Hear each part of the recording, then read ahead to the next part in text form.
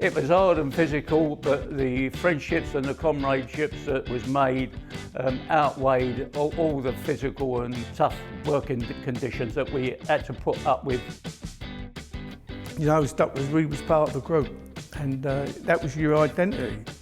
And still today, if they say to me, "What are you?" I'll say I'm an ex-docker.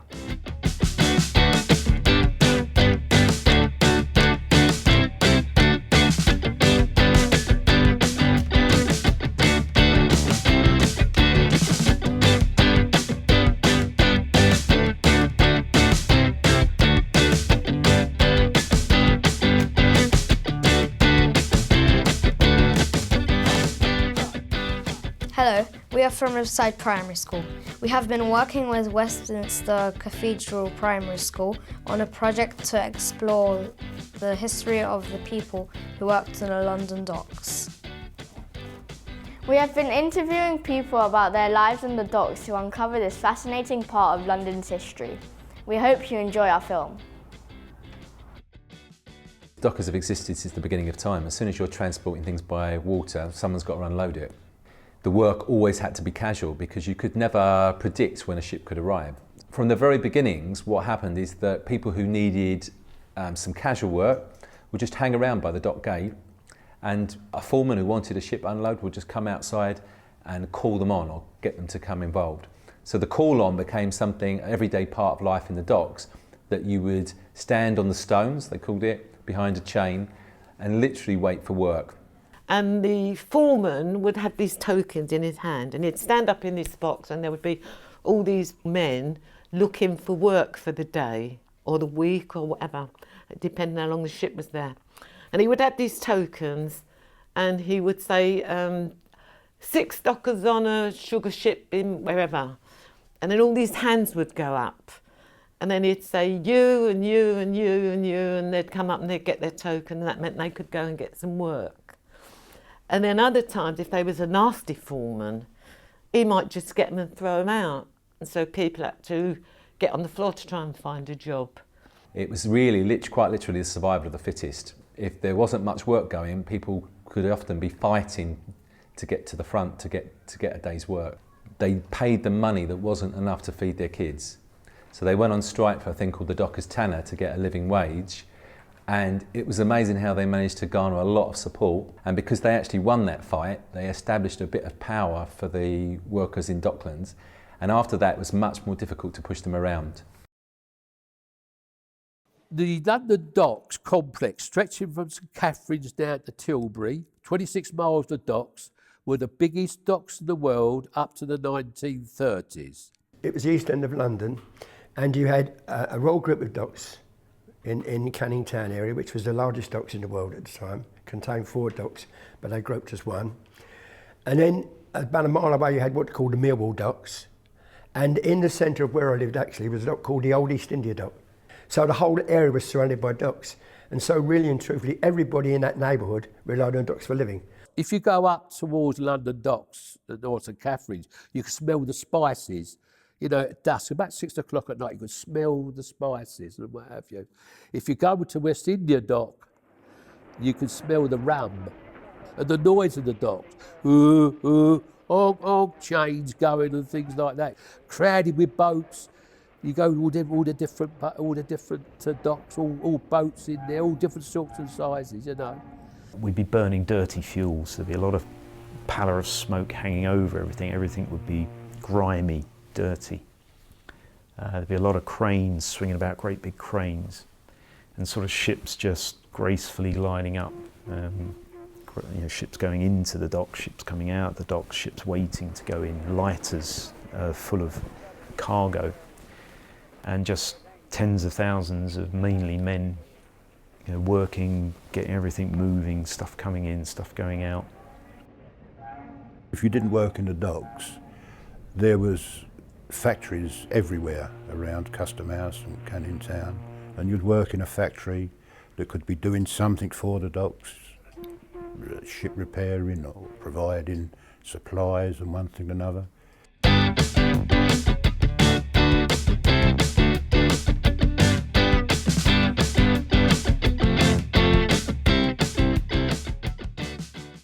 The area I grew up, yes, it was just a typical East London area. Where I grew up, everybody knew everybody. And the actual street where I first lived, all my family lived there. And in fact, the street I lived in, I had 16 cousins lived in the same street. It was like a village because everybody knew each other. There was local schools, local shops, and you knew your neighbours and your friends' families. So it was like a little village in the middle of London. We lived in a community where everybody was very poor, basically. And so the only way families survived was by supporting each other. Was that if somebody died in the street, then all the neighbours had a collection.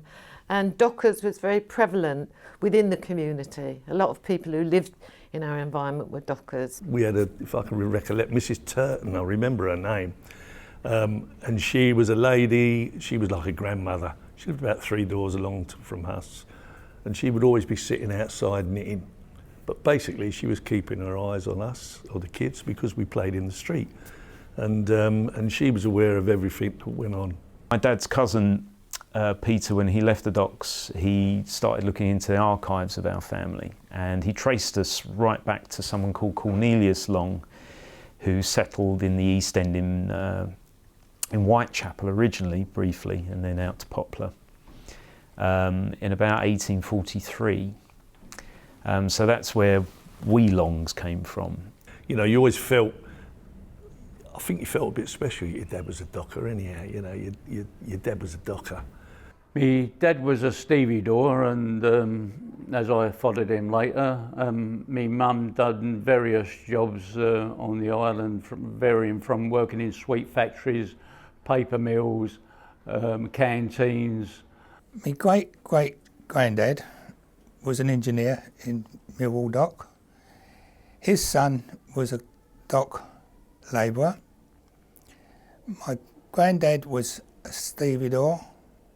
My dad was a stevedore, and I was a stevedore in the docks. I remember the big, large walls around the docks, so we never saw inside the docks. So all I remember is the men lining up for work outside and then going through the gates, and that was it until they came home from work.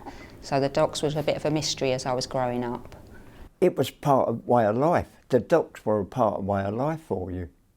Whether you was thieving off the barges as a kid and selling what you got, especially peanuts in pier just from here, Cherry Garden Pier. I fell in the Thames twice. Well, it was a fun place because we played on the river, swim in the water. You couldn't buy a pair of shorts then. You didn't buy shorts, maybe costume, you couldn't afford it. And so your mother used to knit them. You swim and all of a sudden they start stretching down here, right? And so what we used to do was, oh, this is ridiculous, this is. And it's soaking wet. And we used to take them off, right? And sling them. In the early days, in the late 40s and the 50s, you had a lot of American tourists, you know? And so we used to stand there going, starkers, no clothes on, going, hey, you like that. Of course, the Americans, they went, oh, look at those poor East Londoners, look, no poor children, no clothes. They used to throw us money.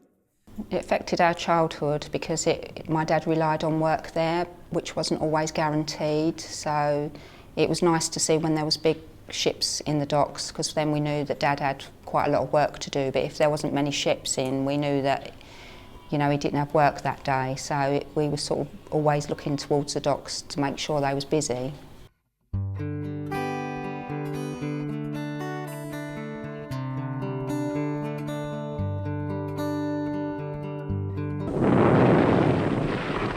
Then war, total war, came to London.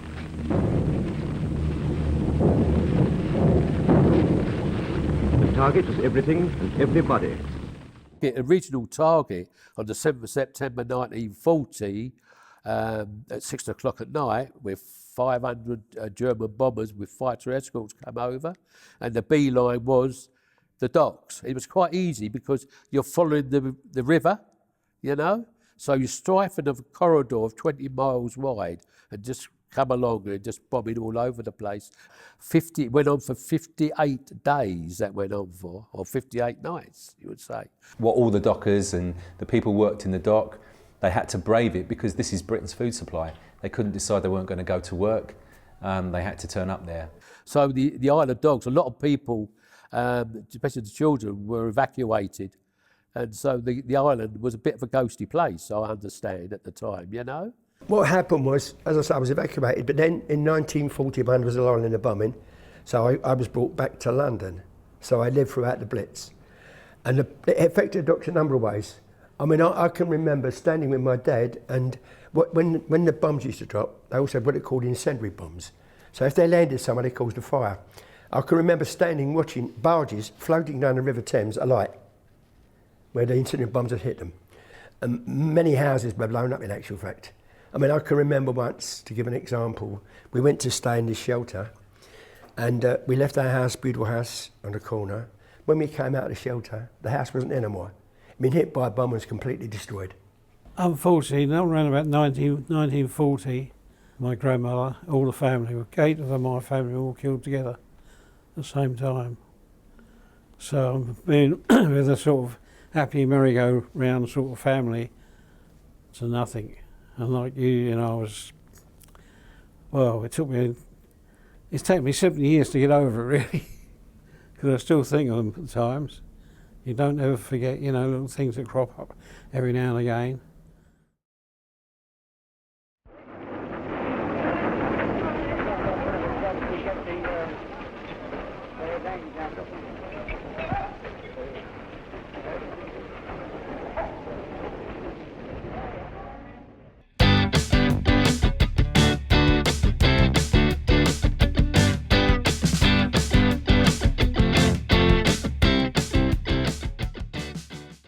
After the war, the Labour government created a national dock labour board.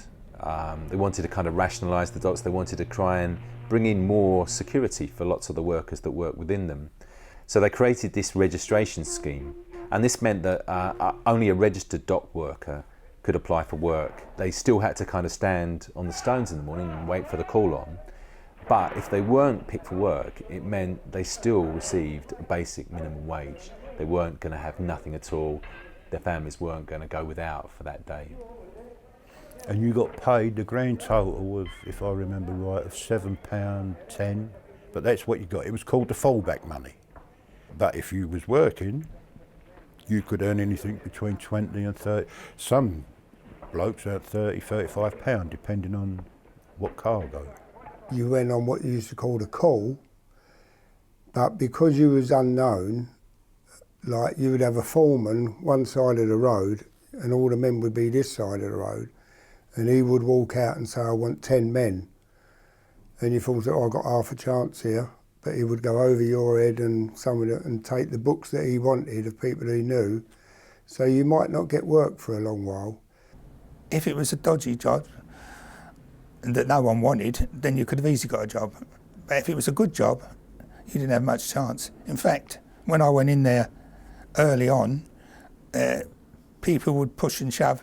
In fact, you'd get punched, basically, to get a job, if they thought it was good. But eventually you got known, you might go on a job. Once they see you could work hard, you got different jobs, you was picked up. When I went to work, you know, people would say to me, like, you know, well, whose boy are you? You know, and you'd say, like, you know, oh, Benny Holmes. Oh, well, Ben, you know, you was all right. If your father was a good and you was a good, and until you did something to make them, you know, think, well, he's not as good as his dad, or he's not like his dad. The gang would come out, I want 6 men. Yeah. And at the end of the week, if you worked a week, you give them £1. Yeah, thank you very much. He's earned £8, so he's earned money, and he earned a fortune, the ganger. You worked in gangs in the dock, you had 7 in your gang normally. My family's gangs were made up of family members. Occasionally they'd let an outsider in, but namely it'd be the Longs, so it'd be the Long gang. And my grandfather was one of several brothers, and they were a real bunch of characters.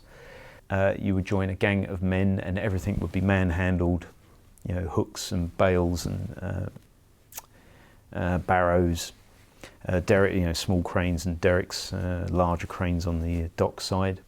The first memory of docks is I went to work in the docks in 1950, and I turned up for work the first day, and my dad told me I was on strike. There's a problem with the Canadian seamen, and so the docks was on strike. So I didn't work for that week, I was on strike. If your family was known in the docks, then you were sort of selected. Everyone knew you. And what I did, same as Georgie did, I went with my father for a few days, or a few weeks. Not the first week because I was on strike, but the following weeks I was to follow my father and show me what to do. And then you get to the stage later in life where you break away and make your own ends, and you went different ways for your father. Well, as I say, it was my uncle. He said they're taking on people.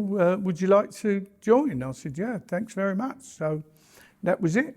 He took me up to the union, and they interviewed you, and then you got the letter to say that you've been accepted.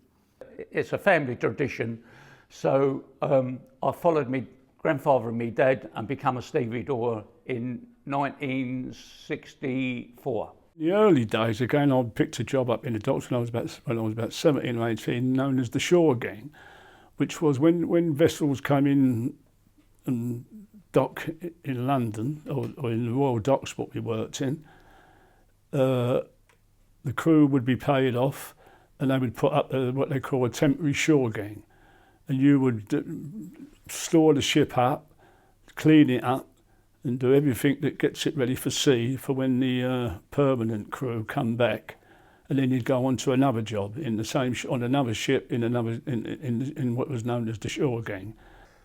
But as far as the training to be a docker was, it was the older men in there used to show you this, show you that, tell you where you should be standing, because it was a dangerous job. If you were standing in the wrong place, you could get hurt. A lot of people did get hurt. People had ways of working. You know, you'd look at a big case that's going to go in what they call a cupboard. This is underneath, down the ship's hold, and in the cupboard, and you think, where are you going to get that in there? Well, you get old dockers, or, you know, they'd rig up a bit of this and a bit of shackle there and everything, and hook it onto the crane, and the crane driver would pull it up, and that rope would taut, and it would push the case underneath. The first couple of jobs, as I say, was on the quay, and it was, I always remember it was, you had a wheelbarrow, and you go into the shed where all the cargo was stored, and they would put tea chests on the barrow, and then you go out and you had to march it out, and it was going in barges to go to somewhere else, some one of the wharves or up the river.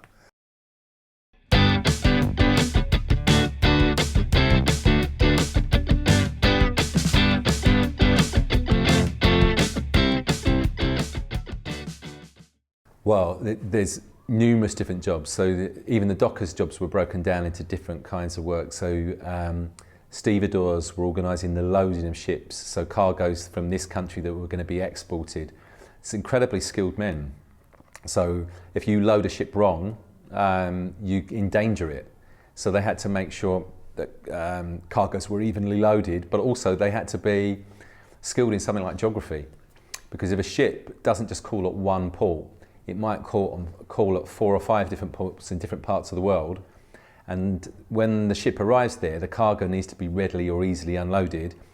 If the stevedore in London puts the cargo in the wrong spot, you can imagine when it arrives in a port in Africa, how angry people will be if they literally have to unload everything to get to what they need and then have to put it all back in the ship. So they had to know where the ship was going, where things should be. So that was a really skilled job. So they would have to make sure that ship was packed right, because otherwise when the ship hit heavy weather, the cargo would slide about, and that would make the ship unstable and could be very dangerous and might even cause it to sink. You had people who drove what they called a crane, the crane that lifted the cargo out of the ship. So you had people driving a crane. You also had, the ship itself had what they called derricks in it. It was a form of a crane that was the ship carried everywhere. You had people driving those. You had people driving what we call electric bogies, and they would carry things. You had people, for example, who would be making the ropes. The gear that you used was made on the docks itself. So you had people working what they called the gear shed. They would make the gear that you was going to use. You could have people that was, all they did all day long was load lorries. And then you'd have what we call the top end, who directed the crane driver. And if he was asking the crane driver to lift, he just used to go like that, and if he went like that, that would stop. And then he'd come up, all stop. And so that was very important. And that was usually the foreman, your ganger. A ship worker, to explain to you, is like a foreman on a building site. We just had a different name for it. It was called a ship worker. He was the foreman for the whole ship. But you also had jobs inside the shed, which they usually give to older men, perhaps men who had accidents. So if the cargo was damaged, they used to repair it. So all types of jobs, really. Timber was a big cargo for south of the river in the Surrey docks, and the people that worked there were called dill porters, and they were incredibly strong men and very skilled. They could carry 3 huge planks on their just on their shoulders and balance them. Sometimes they had to run with them almost to unload them. In my own particular instance, I'd done a lot of work in wharves, because what you've got to remember is, although we talk about the docks, 5,000 dockers were employed in wharves. What that meant was little sideloads that worked outside the docks. And I used to work between the docks and wharves. A lot of the women sort of worked in the factories, especially for Tate and Lyle and McDougall's, sort of local name firms that are still around today. They used to work in those factories mainly on the docks. And also there was timber firms as well. My sister worked in the docks, and so I went and joined her there, and it was doing work the same as the men, on the saws and all the machinery, and you loaded the wood up, massive big wood, it was very heavy, and that was loaded onto the boats, and went off to sea whatever country it was going to. It was hard work, but it was enjoyable. Not so nice in the winter, very cold, because it's all open. So you had several pairs of stockings. Well, it was stockings then, we didn't have tights. It was stockings, a couple of pairs of stockings on, and you had woolly vests and all sorts of things. Sometimes I even put my dad's long johns on to keep me warm in the winter. We used to sit and have our tea breaks, and you'd have the rats running around you. But you was scared of them at first, but you got used to them. And I stayed there until I got married.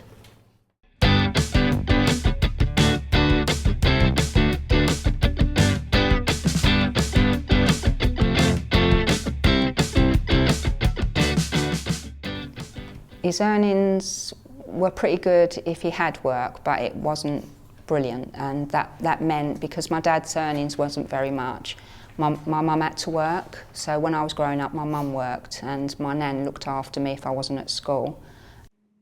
As I say, if you didn't go work, you got £9. If you went to work, so if you was on an ordinary job and you done 4 days, you might get £16, £17 in a week. If you was on a really good job and you was lucky to get 5 days out of it, you might get 30 quid.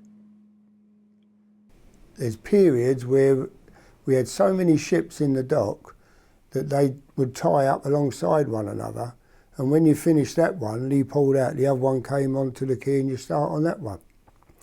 Then there was other periods of time with seasonal work, and there'd be no ships in there, and everyone would just be going down there, what is called like dabbing or bumping on. Sometimes that lasted weeks where there wasn't any work. With the dockers, it was mainly on what weight you can. So if the cargo was very heavy, it was a good job. Say sugar, for example. You could handle 200 tonnes of sugar in a day quite comfortably. But if you had other cargo, like anything you like, you'd only 80 tonne.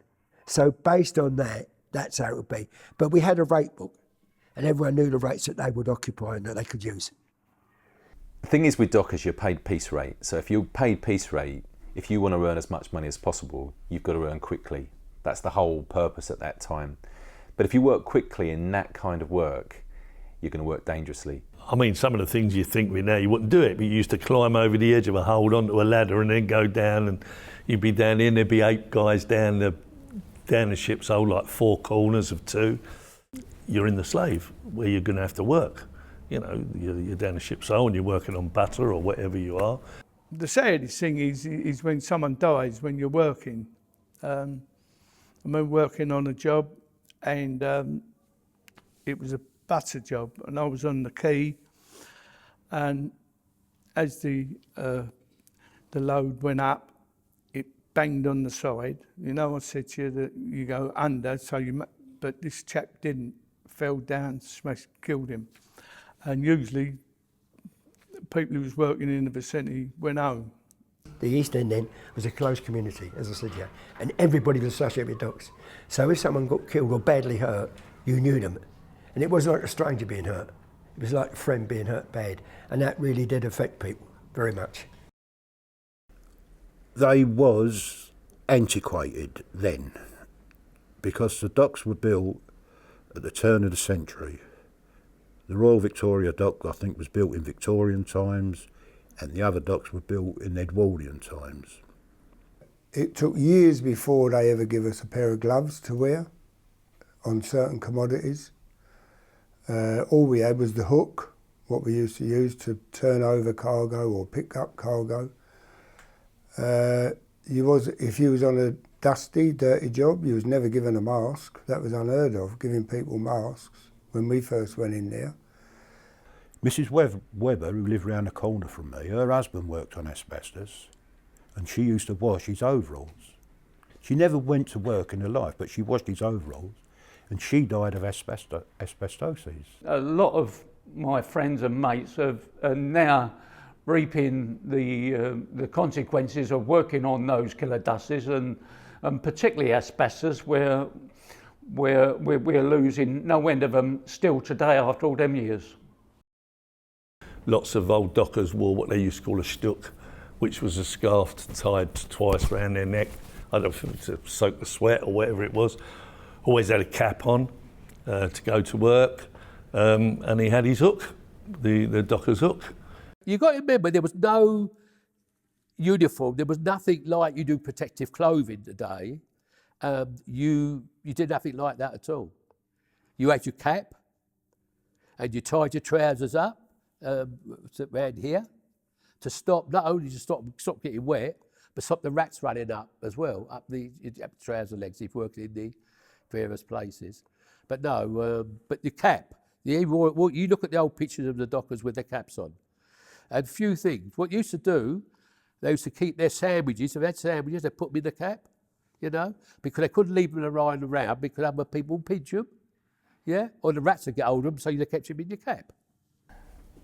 The only washing that you could do if you had a dirty job was a tin bucket with some hot water in it. And if you remember, there was 12 or 13 men in a gang. By the time you got to the 13th man, the water was probably dirtier than you were. Toilets were non-existent, really. It was up against the wall or whatever. The smell ate me more than anything. There was a thing called the iron lung, which was the urinal, where everyone would go for a wee. And this thing apparently was just like, you know, it's just a big round steel container that you go in and it would, you know, do the job. And one day it was gone, and my dad said, you know, where's the iron lung gone? And they said, oh, I've taken it to New York. It's going to be part of an avant-garde art installation. I don't know if they were pulling his leg or not, but who knows? You can go to work, and if you want to become a beast of burden and just be miserable, you can be it. But if you want to go to work and have a good time, you can do it. I could not wait for my eyes to open to go to work. Now that might sound strange, but I can, because I just laughed. Some of the things that went on, you know. And I can remember one occasion we were loading beer, and also we were loading some pianos in the far corner. So what they decided to do was take the piano out of the case, have a few drinks, and everyone was singing and dancing, just like a party down the ship's hold. So they all got suspended for a day and they couldn't go to work no more. If you was at work, and it was a decent job, you would work till about from 8 o'clock till 11:45. If you had any money, you would go to the nearest pub and have 2 pints, or maybe 3. Go back to work at 1 o'clock till 6 o'clock, and then you would go to the pub again, have what you used to call a swift half, which was 2 pints, and then go home. That was a typical day if you was working. If you wasn't working, if you was dabbing, they'd all wait till 9 o'clock or whatever, and then all go over to the nearest rec and have a game of football, because you didn't have any work. Different sectors in the docks had their own football teams. I played for the West India Millwall Docks. My brother played for the India Millwall Dock. There was the Royals, they had theirs, Tilbury had theirs, the London Dock had theirs. They were the dock teams. And it wasn't only in football, it was cricket. It was lots of sports. We used to play in a national cup that as a docker you'd strive to win, called the Newlands Cup. We won it 1 year, but we was the main size was Liverpool. We used to go all over the country and play different dock sides, you know. Great nicknames for each other. They'd pick out something that made you unique as opposed to everybody else, and you'd be called that nickname. But it was camaraderie, it was fun, nobody took offence at it. It was how we lived. We had one fella down there, don't ask me why, but he was called No Go George. Why he was called No Go, I don't know. There is a reason why, but I never got to the bottom of it. But then they started calling him the Assassin. And they said, oh, the Assassin's working with us today. So why they called him the Assassin? Apparently his mother-in-law had a budgerigar which used to get on his nerves, and he killed it. I think one man was called Psycho. I think he had a bit of a temper. Without saying too many names, I remember a guy called Siddy Wow. He had come into work and said, I wrote a play. You know, and you think, oh yeah, have you? You know, he said, yeah. And he said, we're going to act it out down the ship. So, and he'd go round, he'd call you, you know, you'd be the footsteps, you'd be the knocker, you'd be the door, and he'd read this story out that he'd wrote about. I was walking down the road and he'd say, and you've got to go clip, clop, clip, clop. And he'd say, I'll knock on the door, you're the knocker, you go bang, bang. You know, and the ganger are shouting, you going to send any sex? So he was going, well, yeah. Just fun.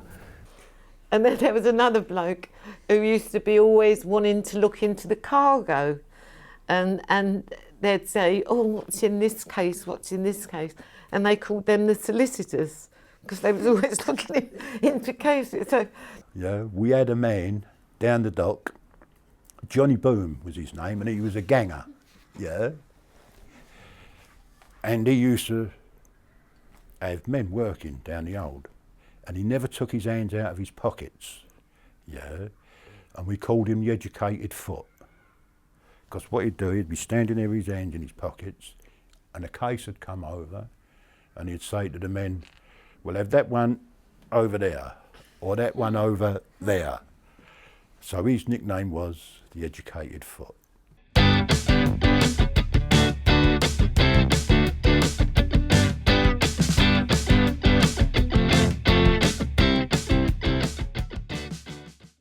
So cargoes were really varied. He talked about all sorts of things. He'd lift cement, he'd worked sugar, nappies, he mentioned, violins, whiskey bottles by the million. Well, there was we was a general cargo dock really, so we handled anything. A lot of it was frozen, New Zealand lamb, butter, and then with Australia apples. They was lovely clean jobs, and what was good about them is how long they lasted. Nice and clean, you could get, you know, a fortnight's work out of them, and they was quite well paid.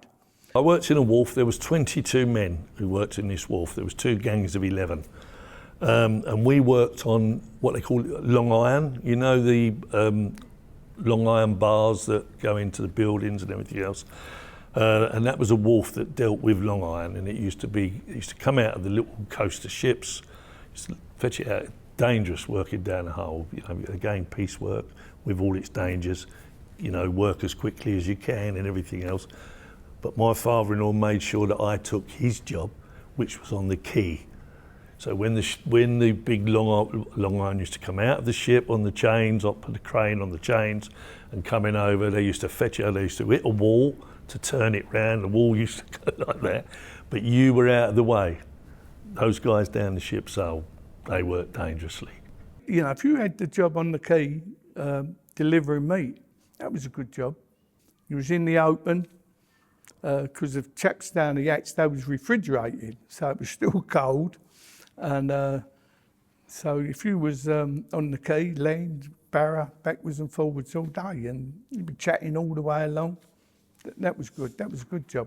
The grain work we did was quite easy in a way, because you used to put a pipe over the barge, and it used to come out what they call shoot loose, you know, like come out with a big force, and you'd put so many tons in the back end of the barge and shoot some in there, and you'd have to know what tonnage the barge could take, and that was very quick, and you didn't have to too much manoeuvring the hatches and all that. That was easy job, yeah. That's what's called a docker's hook, and they've got different curvature. If it was bag work, they would use one hook because it went into a bag. If it was frozen meat, they had another hook with a different hook on the end. A lot of machinery used to be exported. I've even seen the big old steam engines lifted aboard. They put them on a barge and take it outside the ship and lift it aboard. That's what they call deck cargo. You know, one of them big old steam engines going out to places like Africa and all that. Off St Albans, we was doing a job once, God knows, couple animals, and that was an awful job. You know, they just come in sacks and they usually ripped apart. You had to, you know, you didn't have gloves even in them days. You just chuck them back in the sack and chuck them out again.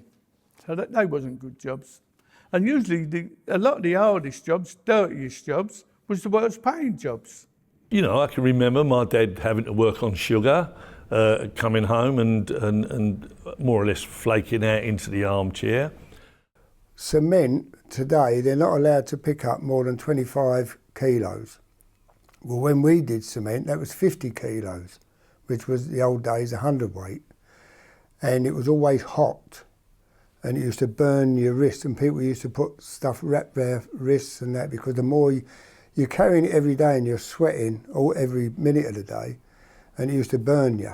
There's a lot of talk about thievery in the docks from dock workers. My dad always said, you know, the uncles didn't steal. It was part of their code, really. And he said he didn't, apart from once. And he said all it was that he took was a cashmere twin set suit for my mum, because all these dresses came in, beautiful cashmere, very expensive, you know, he couldn't afford them. And he just thought, oh, you know, my mum would look beautiful in one of those. So he put it on under his clothes, which of course made him really, really hot. And as you drove out the gates, he said the dock police were always looking at you, and every now and again they'd pull someone over, and he said he was just sweating, wishing to goodness that the police didn't pull him over. And they didn't on that occasion. But he said, you know, he never stole anything again after that. Somebody Stole some steak and put it down his trousers. And it's frozen. When he put it down his trousers, it'd been frozen.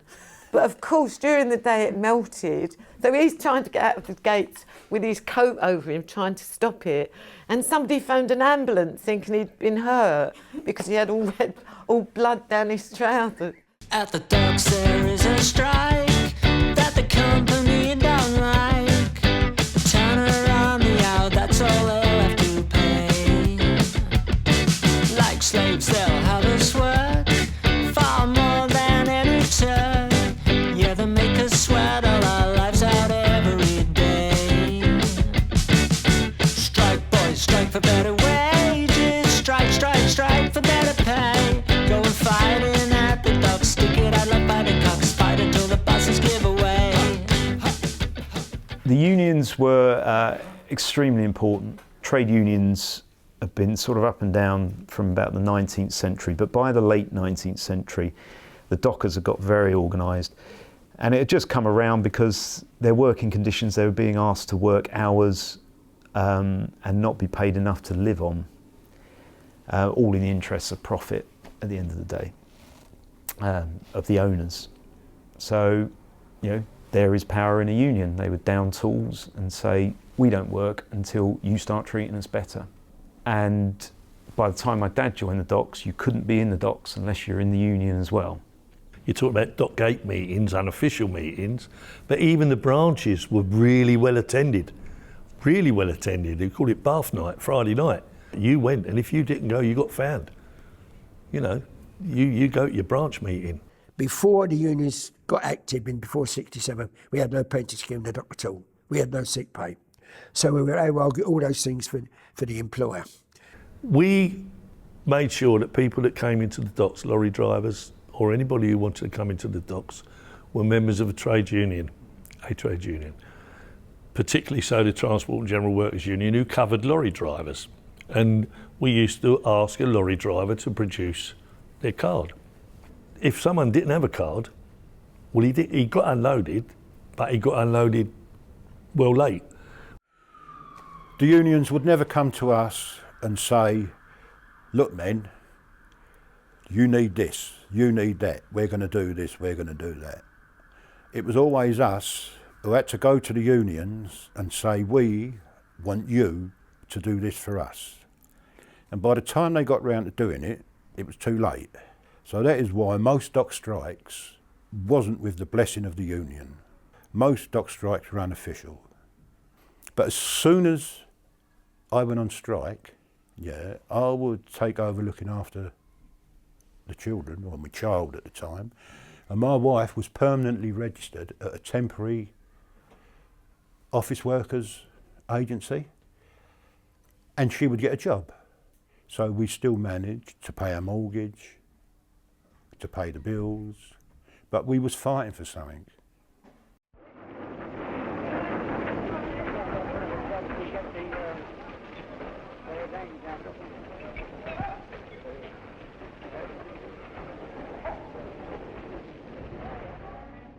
There'd been a few reports into the dock industry, and but the Devlin one came about to do away with casual working, where people didn't know where the next penny was going to come from, and all the unrest that was causing. Rather than having to line up for work twice a day, as in the early days, they got guaranteed work. And that was the best time, is that my dad knew that he had a guaranteed wage. Whether the ships were there or not, they was going to pay them because they turned up for work. So it wasn't their fault if there wasn't a big ship in that day. If you'd done 10 tonne or 100 tonne, you still got the same money. So that changed things quite a bit, really. And you was given an employer, so there wasn't the same dogfight to get a day's work. The other thing we insisted in Lord Devlin inquiry, that there should be medical facilities within each dock. And one of the things, well, some of the few things we insisted on that time was that we would have protective clothing, had 2 pairs of boots with steel toe caps in, because there were a lot of accidents where things fell on people's feet. The other thing we insisted on was we had large blocks built where there would be lockers in, the men could lock their clothes away. And also there would be showers and washing facilities. When men were always rushing and running around doing this, when we brought all these things in, it brought a different atmosphere. The men themselves seemed to be more wanted to do things better. Because what happened, under piecework, it was very dangerous. Because you were rushing around everywhere, trying to do things as quick as you can, that brought a calmness in the dock as well. And you couldn't describe the difference between the two. My dad really enjoyed working in the docks at the end because he was able to use more machinery, and it was cleaner, and they also used to have the big cruise ships come in, so it's quite interesting work as well. So it wasn't just sort of food or cars coming in, people were travelling on their holidays from the docks, so it was a very lively docks. So towards the end, my dad said it was quite an easy life in the docks. You had forklift trucks. So very often you'd be charging people for 7 men and you'd only have 3 because you only needed 3, so the other 4 would go home. containerisation did make a big difference. But one of the big differences before that was what we called pre-slung cargo, or palletisation. You know, when we used to say unload timber, which was in the Surrey docks, every piece of timber was single. So you'd put 2 ropes down, load all the timber into it, tie it up, crane would take it up. All of a sudden, when you went on the ship, the people had already put these strops on. So all we had to do was put it on the crane. So of course, that was unbelievable how quick that was. A thing called the Bevan Report came out, and it was all around the automation in the docks. They're talking today about robots replacing everyone. And the idea was these big container ships would come with big containers, and you just didn't need men to unload them. You needed 1 man and 1 crane.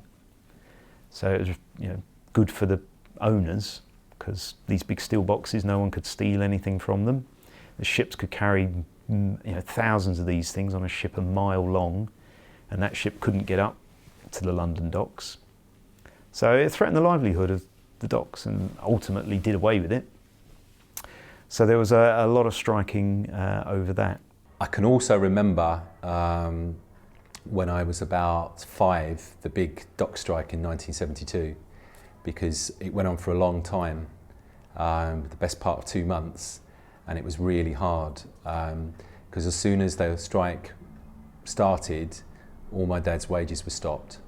And I can remember him telling me that my mum went to Social Security to try and get money for us to feed us, because we needed to get some money in, and the government stopped that, so he couldn't get any money in whatsoever. So what my dad had to do, he had to moonlight, which meant he had to go and work on building sites.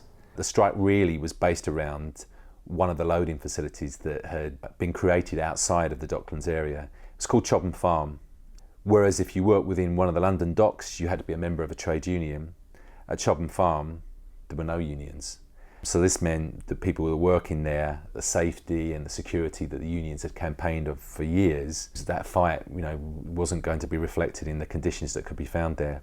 It broke the agreement made between the docks and employers, and it threatened dock work, so that the unions organised a picket, which turned into a huge dispute, which threatened to become a national strike.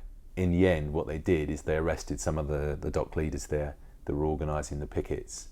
And at this moment, we came very, very close to a general strike. But in the end, the government backed down and they let out what became known as the Pentonville Five. It seemed like there was a victory there, but you could call it a Pyrrhic victory, because really everything in dock work had changed and nothing can be done really to stop the juggernaut which containerisation was. It was something that that in the end there was nothing to do that they could do or the dockers could do to stop that.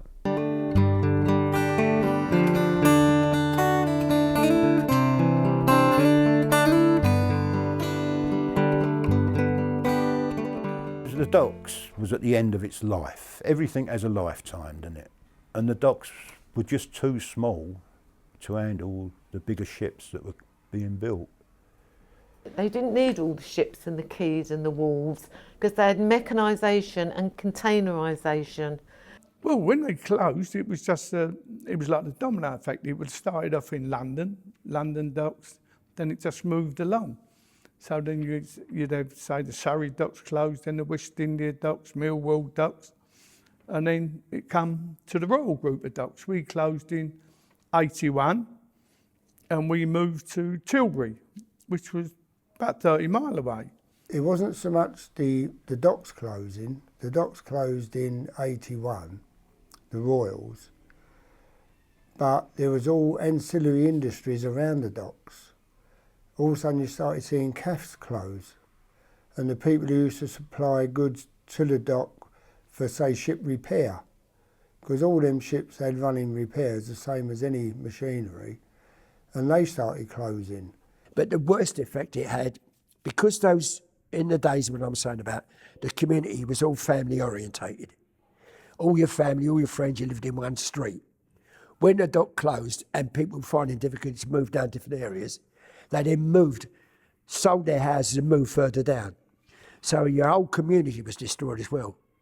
They closed the docks down by, first of all, dangling huge redundancy money in front of the people who were port registered workers so that they would take the redundancy money and leave. And when the number of dockers on in the port was much smaller and obviously weaker, the trade union had been weakened, then they were in a position to sell off loads of the old port areas without much opposition from any of the unions. And then really in '89, we was, as I said, we was registered dock workers. So we come under what was called the National Dock Labour Board scheme, which was introduced in 1947. And the Prime Minister of the day, Maggie Thatcher, she abolished it. And we knew if she abolished it, that would give the employer the right to hire and fire. And sure enough, where we worked in Tilbury, I was a shop steward, and they compulsory sacked 150 of us. So his company folded up in 1982. So what happened is the Kuwaiti investment group bought the company he was working with, which was a profit-making company. It was doing fine. Everyone was earning reasonable money, but they weren't interested in the company. All they wanted was the land that they owned. So this is the beginnings of property speculators taking over Docklands. And sure enough, one day they went down and the docks was chained up, and that was it. So my dad took severance, which meant when you left the docks, they paid you some money and you went away. And it was quite a lot of money, as I remember. His mum went to a beauty salon, and my dad said he'd never seen her look so beautiful as when she came out of that. More of a banking area now. There's businesses and banking, computers. My dad still works on the docks. He's a pierman with the commuter boats that go up and down the river. They take people to work now, so where he used to take sort of sugar and cars and things off boats, now he makes sure people get safely on and off boats. It was the end of an era, it was the end of a way of life. Just a real shame. Just a real shame, and a real shame for the community and the industry. We miss it. We miss the camaraderie. We miss the sense of community. We miss the thing about common goals and common pursuits and amazing sense of humour. That often the sense of humour got people through lots of bad times.